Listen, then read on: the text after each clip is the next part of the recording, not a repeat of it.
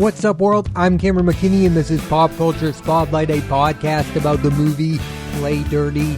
Here's a quick synopsis. Professional criminal Parker is betrayed in the middle of a heist by the getaway driver Zen, and once he learns of her grand scheme, he agrees to join forces with her. The film stars Mark Wahlberg, Lakeith Stanfield, Rosa Salazar, Tony Shalhoub, Nat Wolff, Gretchen Mol, Thomas Jane, and Keegan-Michael Key. Standout performances. As a fan of Mark Wahlberg, it was easier to defend his acting prowess when he was making movies like Boogie Nights, Three Kings, The Yards, The Departed, and The Fighter, because in those movies, he's working with great filmmakers and giving some of the best performances in those movies. He was challenging himself as an actor. Lately, his career has been full of streaming movies with a bad premise, Me Time and The Family Plan. And my critique of him is, it feels like at times he's more interested in being a movie star leading man than he is in being in really good movies. One of the reasons I really liked the movie Uncharted was because Wahlberg was willing to play second fiddle to Tom Holland, and I will defend that movie. It's a good time. I've wanted to see this movie Play Dirty for a while because it sees Wahlberg working with a good director in Shane Black, who's made Kiss Kiss Bang Bang and The Nice Guys, and I thought he would be a good match for his action comedies, and I wouldn't call this one of the best performances of Mark Wahlberg's career, but I would say Mark Wahlberg can sell a movie like this. Maybe the best version of this film is the one that was supposed to star Robert Downey Jr., but Wahlberg helps make the movie around him work. A few months ago, I talked about the film Fountain of Youth, and my criticism was John Krasinski could not sell the movie in a way that someone like Mark Wahlberg can. The actor has a history with heist movies. He infamously turned down Matt Damon's role in Ocean's 11 and starred in the very entertaining and silly remake of The Italian Job. In Play Dirty, he plays Parker, who is a criminal lifer. I just don't understand some people saying he's miscast in this movie. Mark Wahlberg playing an emotionless tough guy is always effective. Look, I'm not naive. I know he's not everyone's favorite actor, but this guy has done really good work in Paul Thomas Anderson's Boogie Nights, Martin Scorsese's The Departed, for which he got his lone Oscar nomination, and I still believe Wahlberg should have gotten another Oscar nomination for the movie The Fighter. When this guy wants to be a good actor, he can be a good actor, but even then, most of the other time, he's a solid movie star. He just doesn't always make the best choices when it comes to the movies he should be in. There's sometimes an issue when the actor becomes bigger than the directors that he's working with. I mean, early on, those directors were more famous than Wahlberg, and now he doesn't work with A-list filmmakers anymore, and he needs to get back to that. I mean, I would absolutely love for him to show up in another movie directed by Paul Thomas Anderson. I would also like to see him work with James Gray again. Like, I need Mark Wahlberg to continue to challenge himself as an actor. So many from the cast of the series Atlanta have gone on to have great success in movies, none more so than Lakeith Stanfield, whose filmography includes Get Out, Sorry to Bother You, Uncut Gems, Knives Out, Judas and the Black Messiah, and The Harder They Fall. He's a real chameleon in that none of those performances feel like they came from the same actor. He perfectly fits into any movie that he's in. He can be the comedic relief of a movie and also be its emotional heartbeat. In Play Dirty, Stanfield plays Grofield, Parker's close confidant. Many, and I mean many, are saying he gives the best performance in this movie, and I agree, because you can tell this guy is having a blast making a Shane Black movie. Also, he does have really good chemistry industry with Mark Wahlberg. Lakeith Stanfield has 2 more movies on the way in 2025, Roofman with Channing Tatum and Kirsten Dunst, and Die My Love with Jennifer Lawrence and Robert Pattinson. And finally, I want to talk about the great Tony Shalhoub, who is at this point best known for his television work between Monk, where he won 3 Emmy Awards for lead actor in a comedy, and The Marvelous Mrs. Maisel, winning an Emmy for supporting actor in a comedy. But he's also been in some of my favorite movies, Barton Fink, Men in Black, A Civil Action, and Spy Kids. In Play Dirty, the character actor plays Lozini, the leader of a criminal organization known as The Outfit. He is very afraid of Parker. This movie gives me what I want in an action movie, a good hero and an intriguing villain. Cinephiles know the name Shane Black, but I don't think he's a household name. You might not know him, but you've seen some of his films. He's written Lethal Weapon, The Last Boy Scout, The Last Action Hero, and The Long Kiss Goodbye. He did not invent the buddy action comedy, but it's fair to say he perfected it with Lethal Weapon with Mel Gibson and Danny Glover, The Last Boy Scout with Bruce Willis and Damon Wayans, Kiss Kiss Bang Bang with Robert Downey Jr. and the late great Val Kilmer, and The Nice Guys with Ryan Gosling and Russell Crowe. To put it simply, we're talking about one of the figures that helped make the action movie genre explode in the late 80s and 90s. We've gotten to a place where movie stars make action movies, but there was once a time where the movies turned these people into movie stars. Lethal Weapon turned Mel Gibson into a massive star. For many people, the comeback of Robert Downey Jr.'s career began with Kiss Kiss Bang Bang. The Nice Guys is a movie that most people want a sequel to. They believe it is Ryan Gosling's funniest performance to date, and Russell Crowe's last truly great performance as well. Black, for me, is a filmmaker who knows how to do one thing particularly well, and when he does something different, it doesn't always work. I was not a fan of Iron Man 3. I think that was a lazy movie. I was not into that one. I know that movie has its defenders. I am not one of them. And then he made his version of Predator, which no one was really a fan of. This is the genre that this guy thrives in. Action comedies led by massive movie stars. He just knows how to balance that tone between the comedy and the action so that there does seem to be stakes in the movie, but you're also having a good time. Some might not agree with what I'm about to say, but I just don't always care about plot when it comes to action movies. They're not made for their realism. They're just there to move the story forward and get you to those crazy action sequences. My thoughts on Play Dirty. I don't think this is by any means a great movie. I don't think it's taking the genre in new directions, but I think it's very good and a lot of fun. People's expectations for action movies have just gotten way too high. I mean, they always expect the next John Wick Chapter 4 or Mad Max Fury Road when it comes to every action movie. It's okay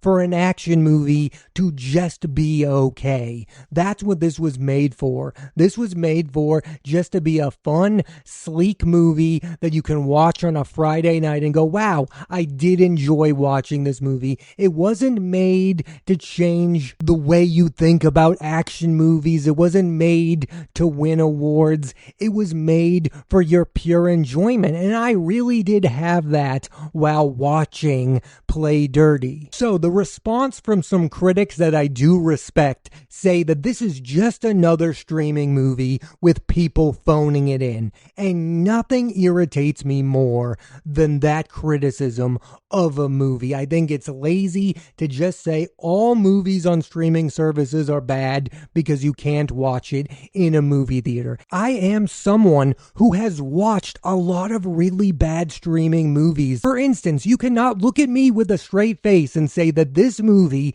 is as bad as another Mark Mark Wahlberg streaming movie like Spencer Confidential. You cannot really say that to me. This movie, I think Mark Wahlberg is trying. He's working with a really good writer-director in Shane Black. Yes, I will give you that Shane Black is not doing his best work here. But Play Dirty is still better than most straight-to-streaming movies. I do really want to go deeper on the Mark Wahlberg of it all. Like, I get people being upset by him. I get not being a fan of him. And I also understand that once you heard that Robert Downey Jr. was going to be in this movie, you would rather it be him. I fully get that. But Mark Wahlberg is the type of actor who should be in a movie like Play Dirty. For instance, I don't want Daniel Day-Lewis to work with directors like Shane Black or Guy Ritchie. The guy who should be working with those type of filmmakers is Mark Wahlberg,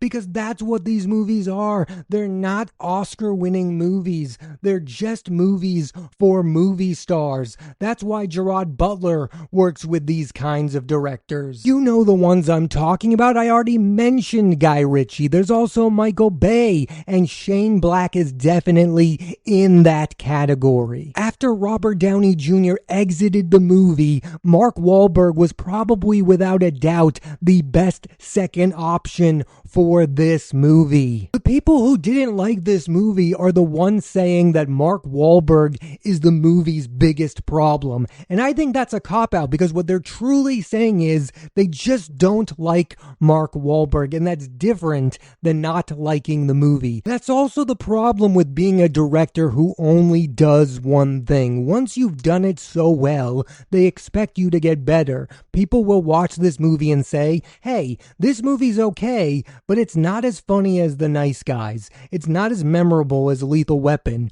What are we doing here, Shane Black? You're not necessarily getting better as a writer-director. And that's because he's making movies that can be easily compared to his earlier classics that just don't quite compare to them quality-wise. When talking about a streaming movie, it's impossible to know how many people have actually watched the movie Play Dirty. I mean, back in the 90s when action movies were kings, they were making a ton of money. So you could say, like, The Last Boy Scout wasn't very good, but it did A-okay at the box office. It wasn't a great movie at the box office, but it did well enough. That is what's crazy about action movies being on streaming services, is these were movies that were made for movie theaters, to see with a large crowd, to be a big hit at the box office. I mean, nowadays when an indie movie doesn't do well at the box office, it will still win some awards. People will cherish the movie and it will have a growing legacy. What happens in 5 years to a movie like Play Dirty? Yes, I like this movie. Am I going to be watching it all of the time on Amazon Prime? Probably not. I'm just a little confused as to what is the reward for making a movie like this anymore. The reward used to be, here, you made $90 to $100 million. People have seen the movie. Most average moviegoers will enjoy this film, but critics will be dismissive of it. But it won't matter because you made a hit. Well, now you didn't. I mean, can you say a movie like this is a hit because it's the #1 movie on Amazon Prime? That is something that does not mean anything to absolutely anyone. And you can go down this road with so many other streaming movies. I remember Triple Frontier. It's a movie I really enjoyed, but it's hard to talk about because not that many people remember the film or even saw the movie in the first place. One has to imagine that the reason that Mark Wahlberg is the candidate to be in these streaming movies is because he gets a lot of eyeballs on them. I mean, he is somebody a lot of people my age have grown up with. It's similar to Adam Sandler. It's why Netflix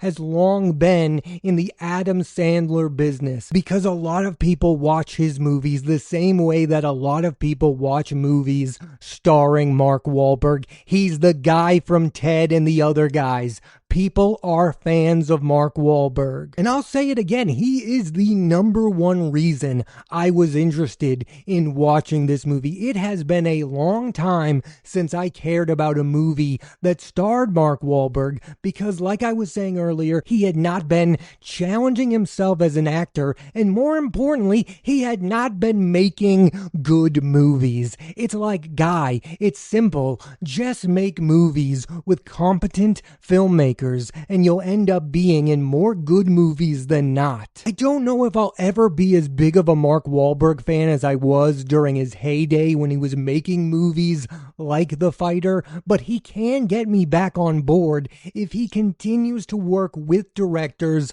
like Shane Black, who can make quality stuff. I don't need Mark Wahlberg to win an Oscar. I don't need him to work with Martin Scorsese again, but I do need to see him in entertaining movies with him doing a good job. That is what I want to see from him moving forward. Work with the Michael Bays again. Work with Guy Ritchie. Mark Wahlberg, I need you in a movie directed by Guy Ritchie. You were made for one another. I also hate to say it, I don't want most of the actors I like to be in a comic book movie, but Mark Wahlberg, be in a comic book movie. Work with Tom Holland again on a Spider-Man film.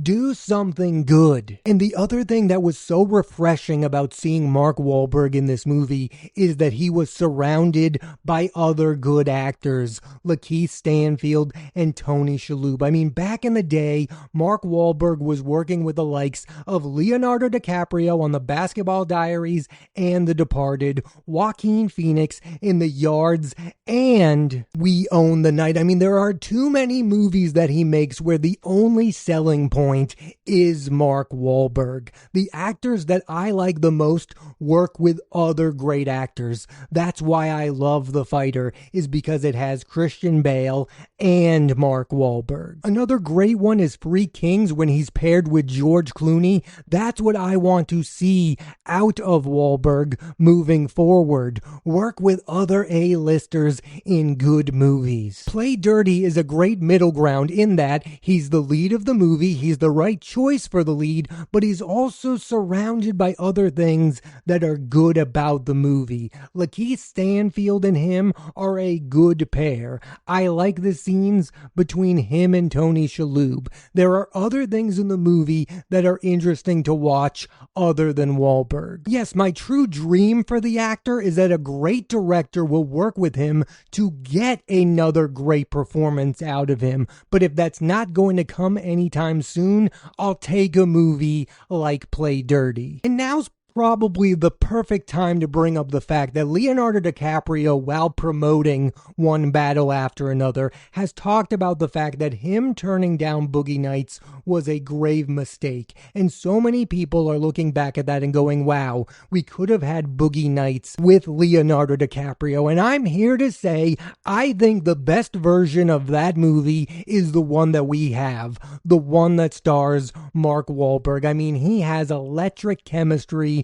with John C. Reilly. It's one of the best performances of his career, and you can never take that away from him. I also said this last week, Leonardo DiCaprio would not be the giant movie star that is Leonardo DiCaprio without Titanic. That's why he didn't make Boogie Nights. So you wouldn't be getting the Leonardo DiCaprio you know now in Boogie Nights. Without that movie, he's not Leonardo DiCaprio, one of the biggest movie stars in the world. If you have followed the career of writer-director Shane Black, you know what to expect in a Shane Black movie, and you get that in Play Dirty. There's no unexpected surprise. There's some really fun action sequences. The beginning of this movie is very good. I don't think all of the supporting performances rise to the occasion, but to be honest, some of the supporting actors actors in this movie are not given a whole lot to do. Overall, Play Dirty is not a great movie. It's a very good movie, and it's the movie that I wanted it to be. I just wanted this movie to be a good time. And look, it's a movie based on a series of books. I would definitely enjoy seeing Mark Wahlberg play the character of Parker again in a potential sequel. I think fun action movies like this definitely deserve to exist. Thanks for listening to this edition of Pop Culture Spotlight. I'm Cameron McKinney, and there'll be a new episode on the podcast every Thursday on Apple Podcasts and Spotify. I recommend you check out the movie Play Dirty. Next week on the podcast, I'm talking about the film The Lost Bus, starring Matthew McConaughey and America Ferrera, from director Paul Greengrass. So tune into that, and please rate, review, and subscribe.